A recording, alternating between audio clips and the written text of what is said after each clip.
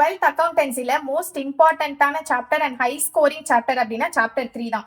So அதுல இருக்க 23rd some தான் மோஸ்ட் ரிப்பீட்டடா வந்த கொஸ்டின். அது எப்படி சால்வ் பண்றது அப்படின்னு பார்க்கலாம். ஸோ ஃபர்ஸ்ட் கொஸ்டின்ல என்ன கொடுத்திருக்காங்க அப்படின்னா, Anthony and Ranjit started a business on 1st April 2018 with capitals of Anthonyக்கு வந்து ₹4 lakhs, ரஞ்சித்துக்கு ₹3 lakhs.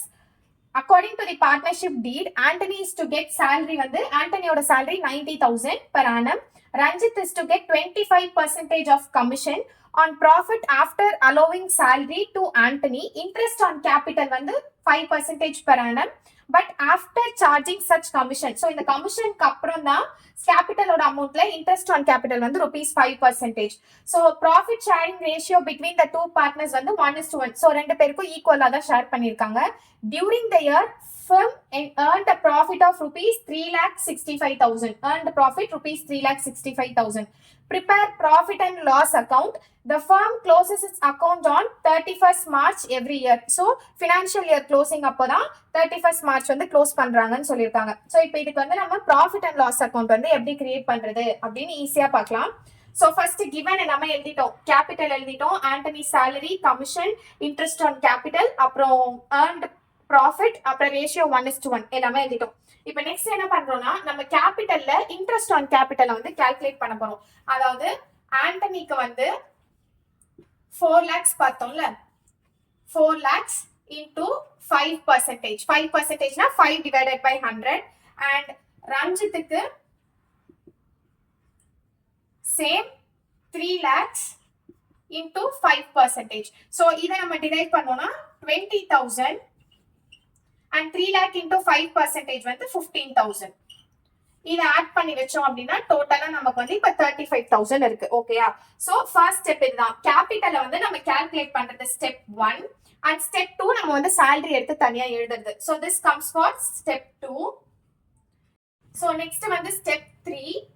ஸ்டெப் 2ல வந்து இந்த salary எதை நம்ம ஸ்டெப் 2 ன்னு பார்த்தோம். ஸ்டெப் 3ல வந்து ஆல்ரெடி given profit நமக்கு எவ்வளவு இருக்கு? 3,65,000 இருக்கு. ஓகேயா?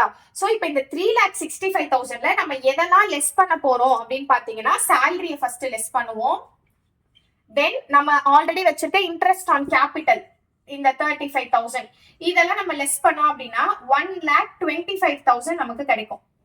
நம்ம இன்ட்ரெஸ்ட் வந்து ஆல்ரெடி நம்ம கிட்ட இருக்க earned ப்ராஃபிட்ல நம்ம மைனஸ் பண்ணோம்னா நமக்கு 1,25,000 கிடைக்கும்.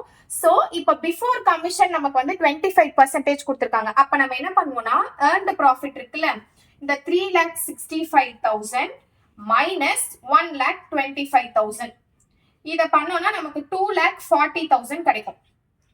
இப்போ இந்த 2,40,000ல கமிஷன் 25%. இப்போ நமக்கு எக்ஸாக்டான கமிஷன் எவ்வளவுன்னு தெரியாது. சோ இப்போ நம்ம அந்த எக்ஸ் வேல்யூ கண்டுபிடிக்கிறோம் அப்படின்னு பாத்தீங்கன்னா, எக்ஸ் இஸ் ஈக்குவல் டு கமிஷனை தான் நம்ம வந்து இங்க எக்ஸ்ன்னு எடுத்துக்கிறோம். 25% ஆல்ரெடி கொடுத்திருக்காங்க அப்படின்னாலும் அது வந்து நமக்கு பிஃபோர் தான் கொடுத்திருக்காங்க. So X is equal to 25% of 2,40,000 minus x. இதுதான் நம்ம கண்டுபிடிக்க போற அந்த கமிஷன். அதனால மைனஸ் எக்ஸ் 2,40,000 நம்ம டிரைவ் பண்ணது 25% ஆல்ரெடி கிவன் வேல்யூ கமிஷனோடது. ஓகேயா? சோ இப்போ 25% நம்ம எப்படி எழுதுவோம்? 0.25. நீங்க கால்குலேட்டர்ல 25 டிவைடட் பை 100 போட்டீங்கன்னா 0.25 வேல்யூ கிடைக்கும்.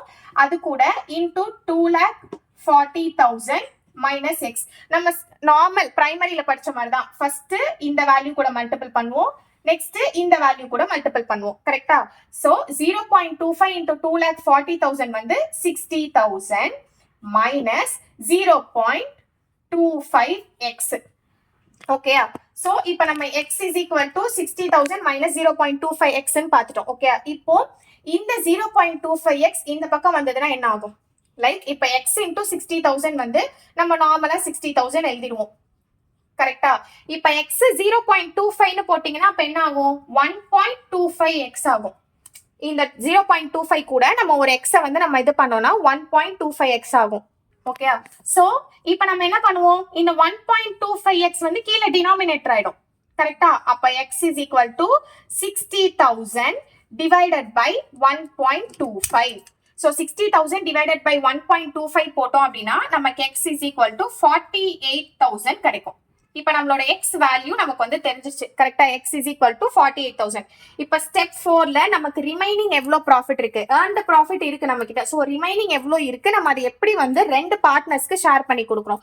இப்ப நம்ம கிட்ட ஆல்ரெடி எவ்வளவு நம்ம டிரைவ் பண்ணி வச்சிருந்தோம், 2,40,000 டிரைவ் பண்ணிருந்தோம் கரெக்டா.